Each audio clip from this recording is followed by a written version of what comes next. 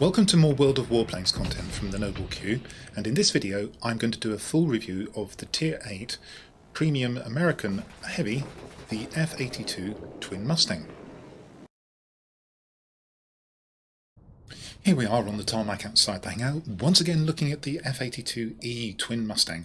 Now, if you've watched my video going for Gabreskis in this aircraft, you'll have heard me say that this aircraft actually did get into operation. It was the last piston engine fighter that the US Air Force ever commissioned. And saw action in North Korea. And in this game there's another Twin Mustang as well, the P-82B, a different variant that has a gun pod instead of rockets here, but also carries more rockets under the wings. However, it's less manoeuvrable, and the guns on this one are a little bit further range, about 200 feet, 2,165 as you'll see when we go through the statistics. So I'm not going to dwell on this aircraft. I'm going to assume that you've watched the other video, and we'll push straight into the statistics. If you don't want to look at a spreadsheet, as usual, use the link below to skip ahead to another part of the video. So here's the spreadsheet showing all of the Tier 8 heavies, and there are 8 of them, as you can see. I'm going to take a moment to explain how this spreadsheet works. As usual, if you know that already, you can skip ahead to the discussion of the numbers themselves. So, the F-82 Twin Mustang occupies columns C and D, and every other heavy has 2 columns of its own off to the right, as you can see here. And then down the left we have the information that you can see in the hangar UI. That's been supplemented by information that I've taken from a third-party website concerning auto-aim angle, dispersion angle, and overheat time, useful information about the guns. And then in the body of the table here we have all the information about each aircraft. For the purposes of this comparison, all of the aircraft were taken back to their stock configuration. Where available, ordnance was mounted, the equipment was taken off and the pilot sent back to the barracks. The modules are all top. Colour coding: green indicates best in class, light blue second best in class, purple third best in class. If there's a gold colour behind the name of the aircraft, then that indicates it's a premium or reward aircraft, as indeed this particular Twin Mustang is. And then for good measure I reverse the logic using red colours for worst in class figures. Okay, let's go and discuss the numbers. Now, well, as is traditional, we start with the gun armament, which after all is the business end of the aircraft, and at first blush it's not good news. As you can see, the rating is 26, and if you cast your eye across here very quickly, you can see there's only one aircraft that in theory this plane outguns, which is the Dornier 335A1 file. But that is a different sort of aircraft to this one. Well, these heavies are quite a varied bunch actually, by the by, because that has a long-range 30mm cannon, and this is limited to 6 12.7mm machine guns at a range of now 2,165 feet. The buff to these 50 cals has really helped this aircraft, but still looks as if this is pretty poor weaponry for a heavy. And if we just drop down very quickly in advance, you can see there's the confirmation that this is actually second worst in class, and that's true of the cumulative DPS as well. However, as we'll see, you're probably not going to be flying this as a traditional air superiority heavy, such as the ME-262 over here, or the BVP-203 as well. These heavies are a varied bunch, and the Twin Mustang here can be best flown in quite a different way. We'll discuss that as we go on. Ordnance is much better news. This is second best in class. It's got 2 500-pound bombs, certainly enough to take out a gun emplacement. 2 of them will certainly take out a secondary target at a, for instance, a mining plant. But if you combine that with the 5 rockets, then you may very well get out the special object, even at a mining plant. It depends on what you want to do. The ordnance isn't as good as the other Twin Mustang, which has the 2 500-pound bombs, but also 5 extra rockets, 10 in total.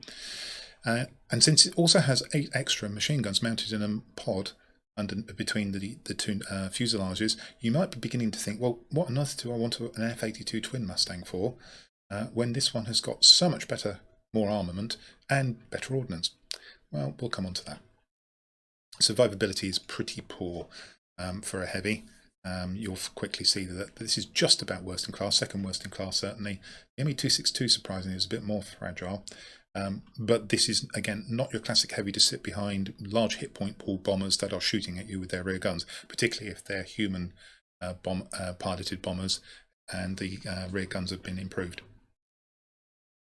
Airspeed on the low side for a heavy again.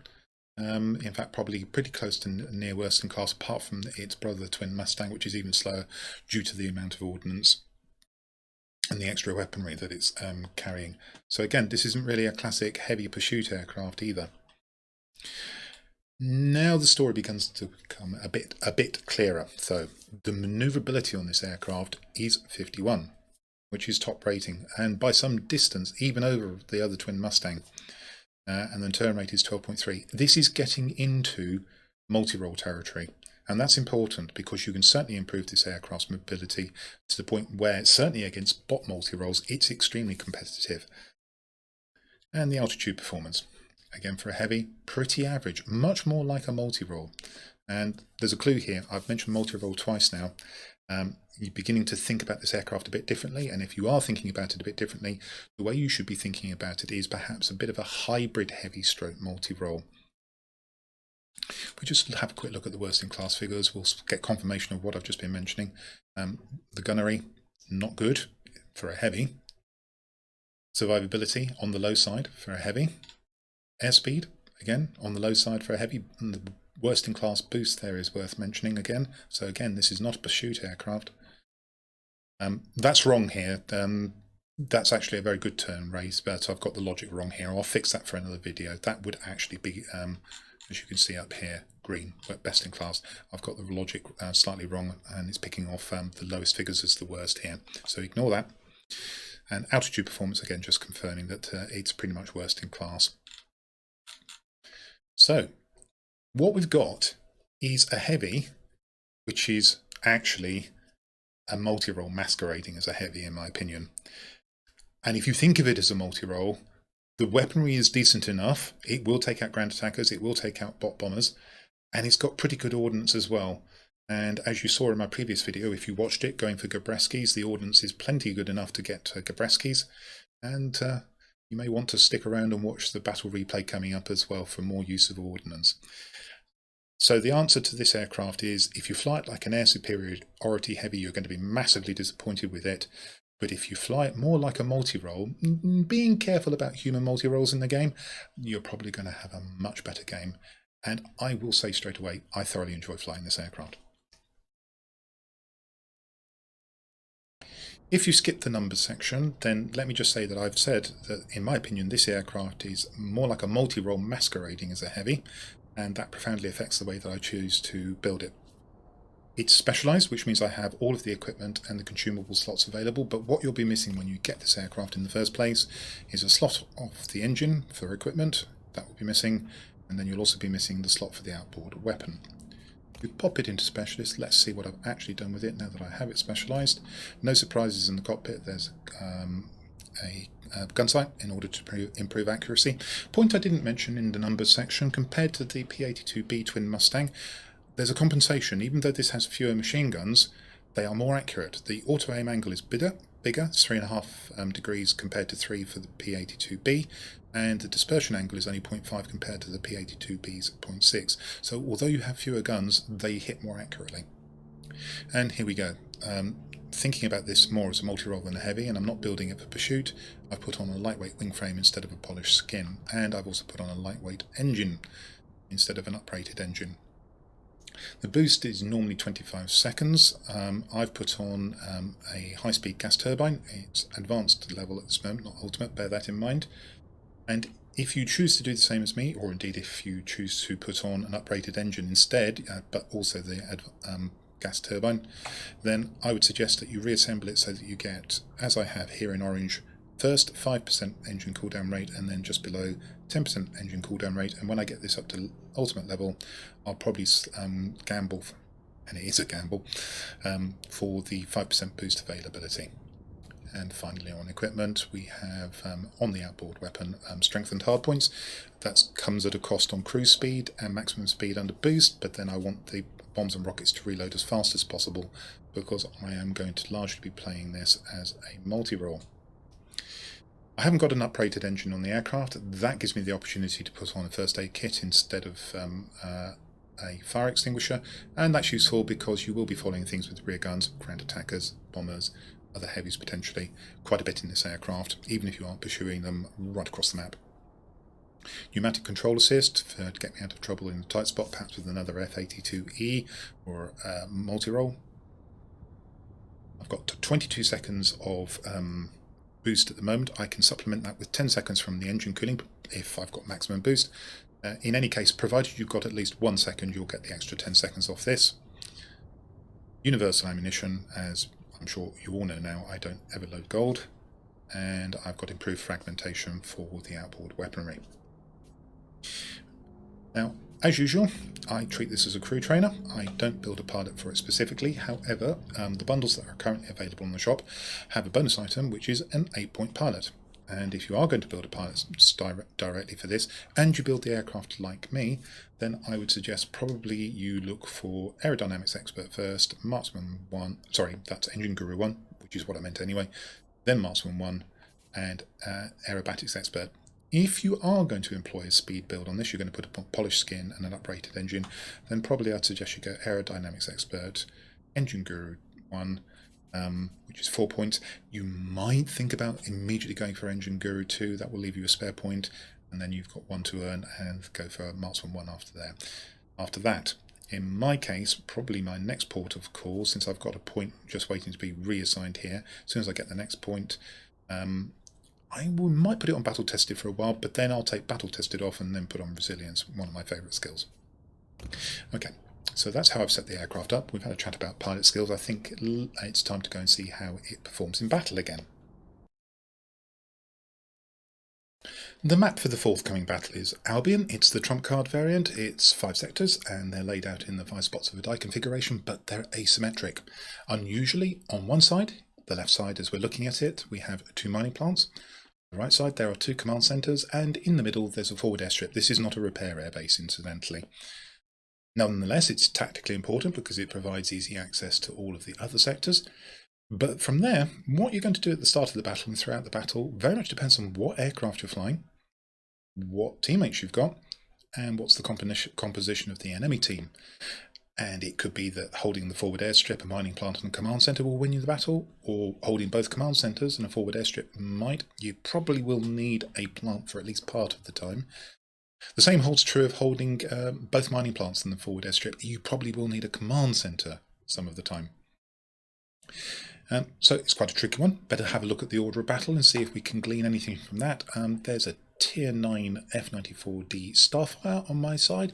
There I am in the F-82 Twin Mustang, and for company I have an ME-329 ground attacker. The enemy has a Junkers 287 Tier 9 bomber, which is good for the plants. That's bad news. They also have an ME-262 heavy. Well, if I was trying to fly as an air superiority heavy, that would be a real problem. But I'm probably not going to be doing that. And they also have a P-80A. And it's hard to know exactly what they're going to do, and it's hard to know exactly what I want to do. I decided that going to the command centres, although that wouldn't have been a bad decision, would put me at risk from the air defence aircraft in terms of losing hit points attritionally, and that I would be better off supporting my ground attacker, which I assumed was going to go to the mining plants, and try and get these both under control. Let's see how this battle panned out. So, as mentioned in the strategy and tactics section, I made up my mind to go to the plants and support my ground attacker. As there are no air defence aircraft at plants, I decided to go low and I used my ordnance. But I didn't want to get in the way of the ground attacker, so I was going to pick off gun emplacements and smaller targets rather than the special object or the main secondary targets. So we're lining up gun emplacement, weaving a little bit to avoid the fire from it. Away goes a 500-pound bomb. If I place that correctly, it will definitely destroy it, as it has. Line up the second one. Carefully place that one as well. Now, the rockets can be a little temperamental. 2 into the bunker there, 2 in the bunker there, and 1 in the centre, and 1 of the bunkers survives.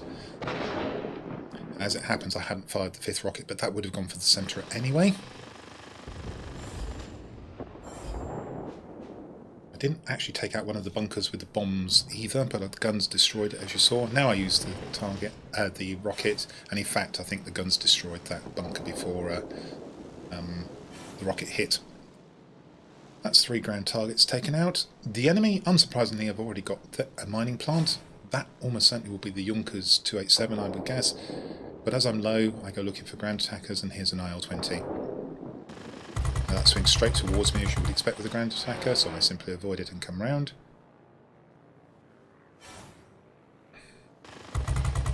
More shots into it. Just a reminder, the reticle often looks as if it's not aimed at the aircraft that's being hit, and that's a result of World of Warplanes smoothing of the replay videos. They're pretty jerky if you record them natively. I tried it, but the penalty you pay is that it looks like you're not aiming at the aircraft that you're hitting. That's not a mod, and I'm certainly not cheating. Got down the ground attacker. Looks like we're being hampered here by the bombers from the enemy side. I've spotted the human Junkers 287. It's a fairly long way off. You can see that the bot bomber is turning first, and although I'd really like to take the human bomber out first, and you'll notice I'm weaving again to avoid the high altitude flak, I need to try and take out the RB-17. I've got to be fairly quick about this because the RB-17 is going to outpace me. And if this was a human RB-17, I would be getting murdered by the rear gunner at this moment. Fortunately, it's not. Now, the human bomber has flown within range. I thought he might try and avoid me, but he decided his altitude and his speed were good enough, and he's right, I can't catch him. Fortunately, I'm just outside of range of his gun as well, or he's decided to shoot at something else, I'm not sure which. I decided to stay at altitude. Really here, he just needs to fly away and go and perhaps go to the command centres and not turn into me. Instead he's gone all the way back over his plant, and now he's turning. He's hoping to slip by me at speed, and it doesn't work for him.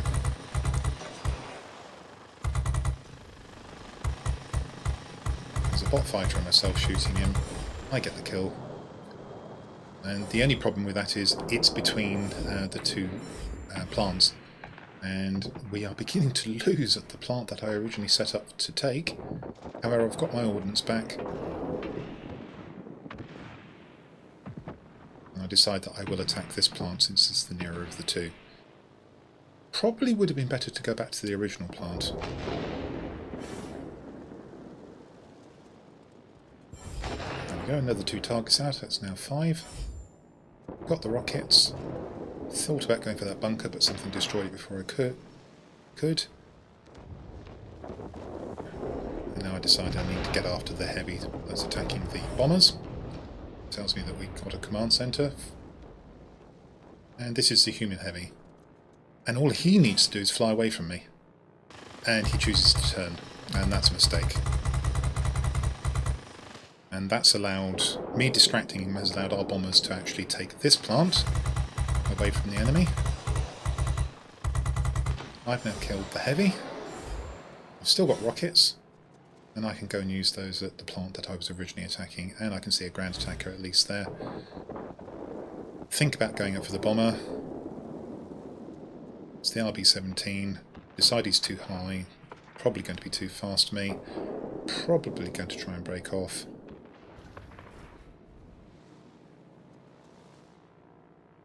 And then I noticed that he turns. Now, if he hadn't done that, and I didn't expect him to turn there, I wouldn't have been able to shoot him down. I wouldn't have been able to catch him out. But fortunately, because he turned, he's presented himself to me. So hanging on just that little bit longer paid dividends, slightly surprisingly. And that flips the plant to us. Now, we've nearly lost the other plant, and I've got to avoid this incoming heavy, which is the ME-262 again. And of course, he just needs to fly straight on. He mustn't turn with me. Okay. And he decides to turn, and there's 2 of us here, and down it goes again. Okay, so that should be a lesson learned. Really, the ME-262 needs to use his speed advantage and not try turn fighting with me, and I think the F-94D was with me as well. As I happen to be heading towards the centre, I decide I might try and help there. Kill 1 air defence aircraft, severely damage another. Decide it's a bit hot for me here. Damage another air defence aircraft. I've got my ordnance back. I'm going to go and try and take the plant. And I happened to do enough to help part of my team take the plant. And just there I spotted that I was being attacked again. Would you like to guess which aircraft this is? It was the heavy again. The ME-262 was trying for a third time to outturn me. He then broke off and went for the ground attacker, which wasn't a bad idea, but then he turns again. And that's the third time I've shot him down. Well, if you're going to be gifted hit points, take them. Decide that I won't go for the enemy mining plant. I'm going to try and defend the mining plant that we have. We just look at the scores, see that we're slightly behind. If we can get a count off this plant by keeping it, that'll put us ahead, depending on where the count is on the other plant. Working over the ground attacker. We are due a count off this plant, and there we got it. So it was worth coming here to make sure that we didn't lose it just before that count came through. Go for the other ground attacker. And as you can see, from being slightly behind, although the enemy is likely to get a count off the plant unless we can take it off them, we've now got a usable lead. I wouldn't call it a healthy lead, especially as they now have got that count off the plant. However, we have 3 sectors to 2 up. If I can get the plant, we should at least remain 3 sectors to 2 up. We may go 4-2 up. In fact, there's a chance we might go superiority here. Carefully place the bomb again. Same track as I used previously. It's my 6th ground target. Carefully place that bomb. That's the 7th, and I've already got 10 aircraft. And this has all been done in a single sortie. Can you guess what I've just earned? Well, of course you can, because you were probably watched the previous video. Use up all the more rockets than I actually need in order to get this ground target down. That's my 8th. I'm going to try and help take out another ground target here so we can take this mining plant. Actually, there was a target off to the left I should have probably taken. It looked like it was damaged and maybe the rockets would have been able to finish it off. It's just off to the left and in front of me now. Yeah, might have been better taking this target actually. Not to worry. As I do more damage, the winged legend goes through, my ground attacker finishes off the attack on this plant and we take it. And that puts us 3 sectors to 2 up. It's probably not going to change before the end of the battle. I've probably done as much as I'm going to do in this battle as well. It's a good win.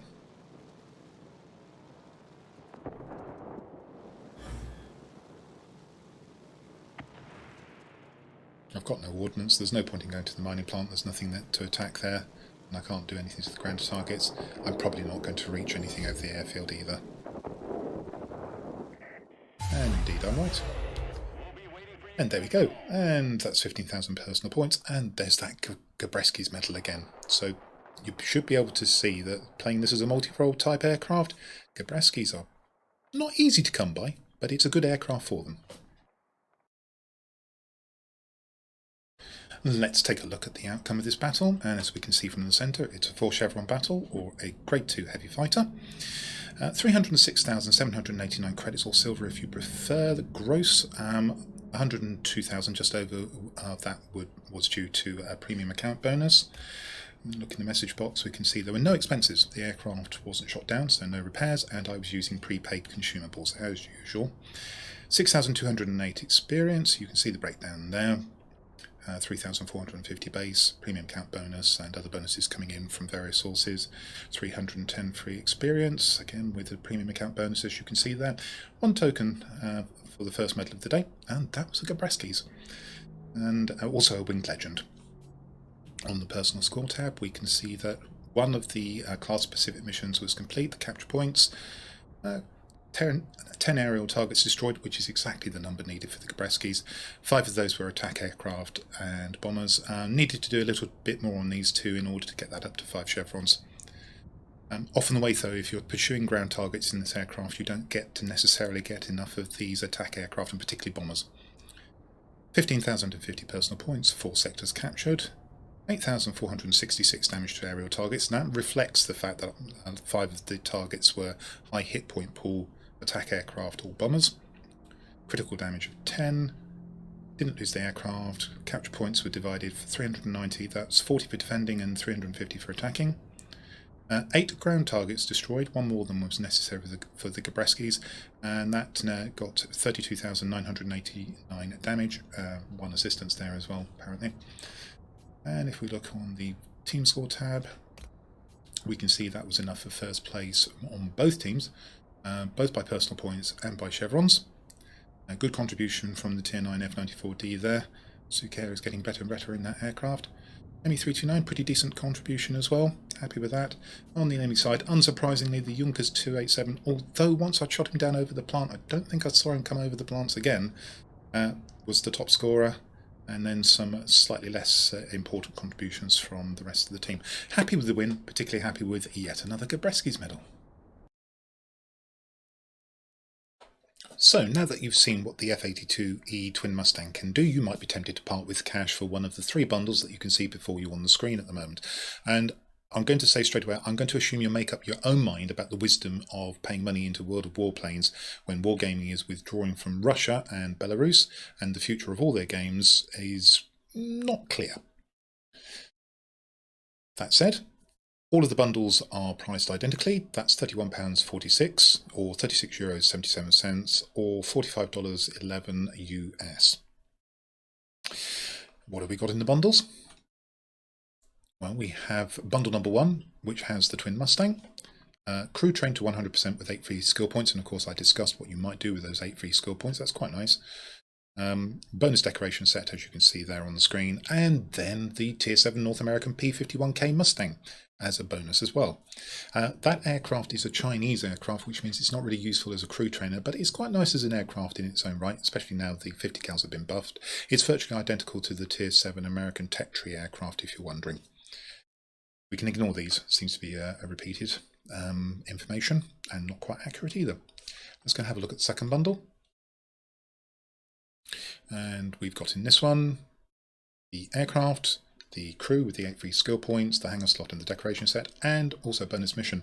I don't know how many, but I do believe that these are ×5 experience missions, which could very well be useful to you if you are building a pilot specifically for this plane and want to push it on from 8 free skill points.